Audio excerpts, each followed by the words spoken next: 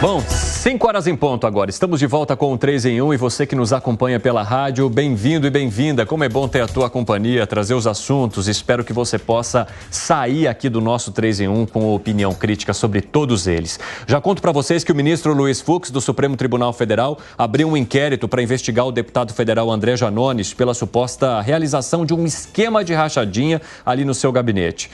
A decisão atende a um pedido feito pela Procuradoria-Geral da República.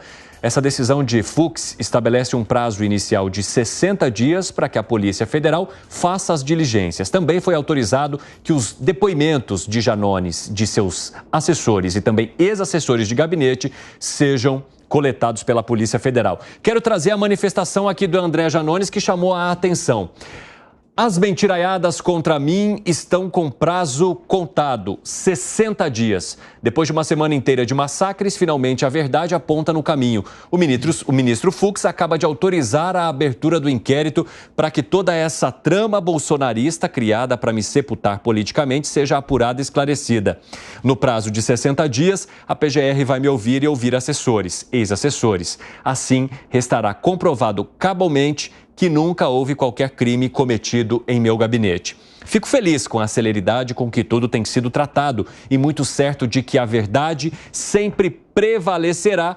E aí ele fala que com fé em Deus será honrado mais uma vez e que vai seguir a trajetória dele de cabeça erguida. Como é que vocês veem aí essa comemoração de André Janones? Ou seja, na forma de comunicar, traz para si a situação, sai como um protagonista. Olha que bom, 60 dias para provar que tudo não passou de uma mentira. Fábio Piperno.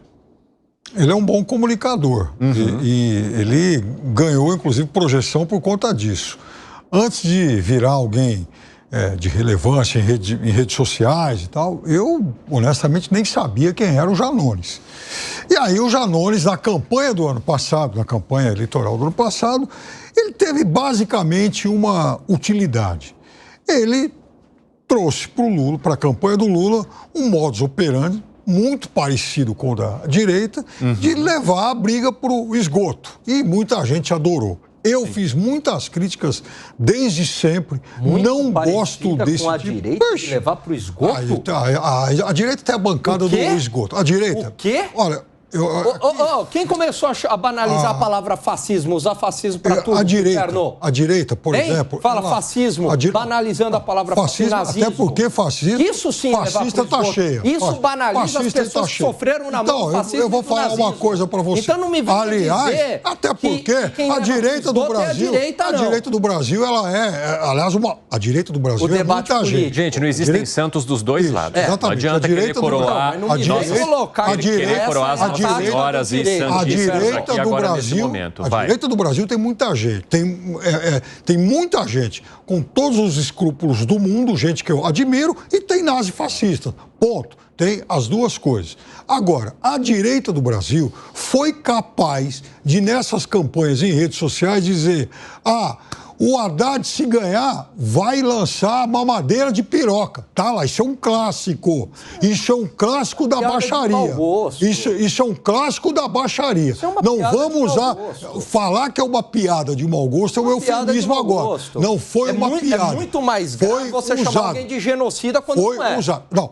Isso é calúnia. Quem não é genocida? Quem não... Você está se referindo a quem? Jair Bolsonaro. Eu te provo agora que é. Ah, é? Ele teve intenção de exterminar uma população? Então vamos lá. Eu te provo agora que é. Pelo amor de Deus. Tem um vídeo que, aliás, eu uso sempre, de uma entrevista que ele concedeu, que ele fala tranquilamente o seguinte: a ditadura do Brasil deveria ter matado mais 30 mil.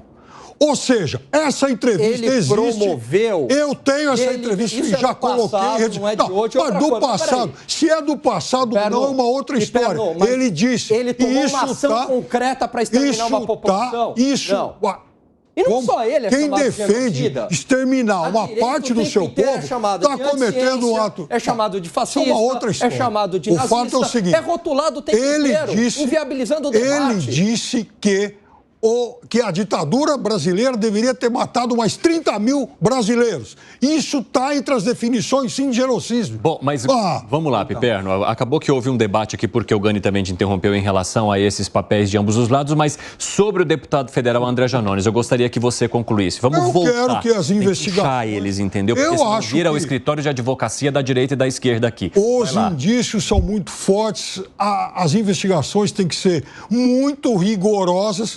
Eu não sei se em 60 dias ele vai conseguir, enfim, resolver tudo. Mas o fato é que me parece que os indícios são muito fortes. Ô Luiz Felipe Dávila, você acha que essa comemoração pela decisão do Luiz Fux pode ser um blefe bem forte? Certamente. É um jeito que ele está mostrando que eu sou inocente. Agora que eu tenho 60 dias, vai provar a minha inocência nos próximos 60 dias.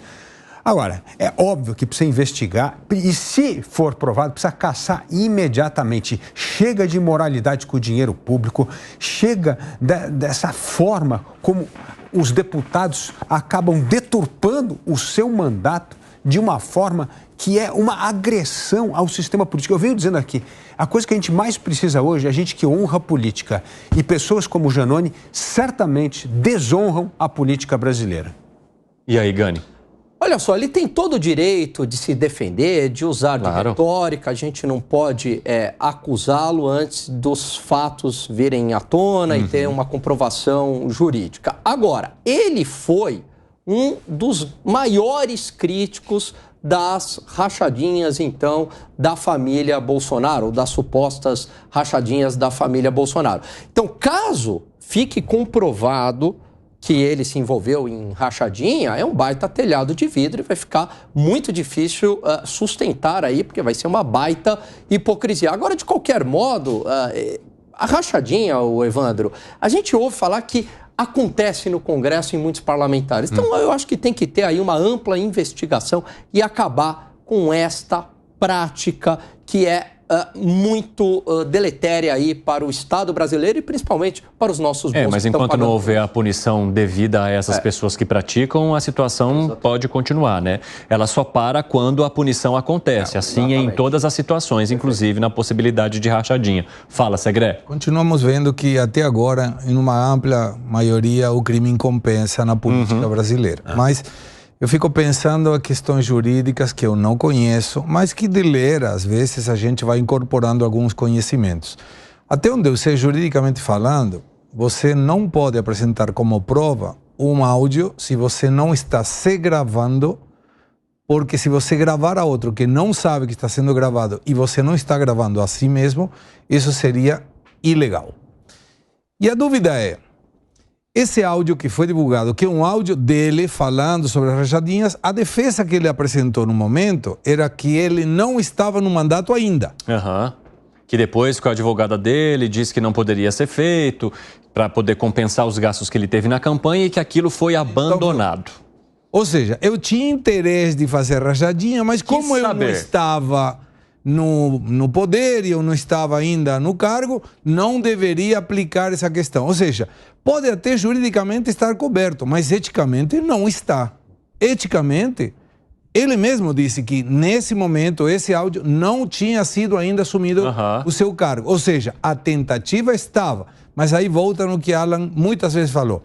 A tentativa de um delito nem sempre é considerado delito.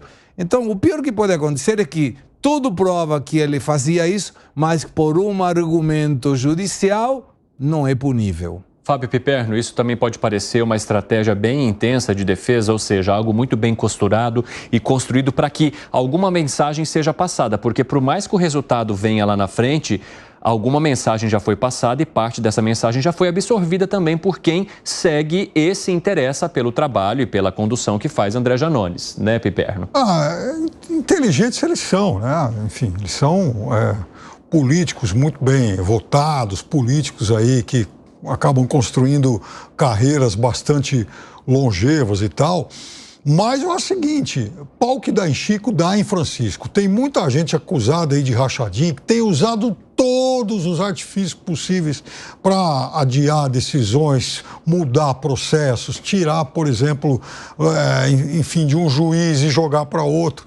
O fato é que também em relação a isso a população vai ficando um pouco descrente. Eu acho que esse, como as demais acusações de rachadinha, tem que ser rigorosamente investigado. Isso é uma vergonha. Quer dizer, você tomar dinheiro de, enfim, de funcionário aí a pretexto de... E muitas vezes botar funcionário lá para pegar parte desse dinheiro de volta, né? Sem a necessidade de que eles estejam lá. Critério técnico, cara, os comissionários... Sabe como pode ser resolvido? Tira esses cargos aí. Diminui. Tira. Reduz. Deve ter um monte de gente concursada na Câmara de Deputados e Senadores que sabem muito mais do que qualquer assessor que vai aí e é colocado por alguém. Utiliza esse assessor, diminuímos o gasto público e evitamos as rachadinhas. Tem gabinete aqui na Câmara dos Vereadores de São Paulo. É o seguinte, eu desafio todo mundo a aparecer para trabalhar no mesmo horário. Não cabe todo mundo. Eu queria ver. Não, e geralmente quando você tem um enxugamento dentro de uma instituição, de uma empresa, que quer que seja, as pessoas se adaptam e continuam fazendo o mesmo trabalho. Então, obviamente que no meio político, se tiver ali, claro, vão se adaptar e vão fazer o mesmo trabalho.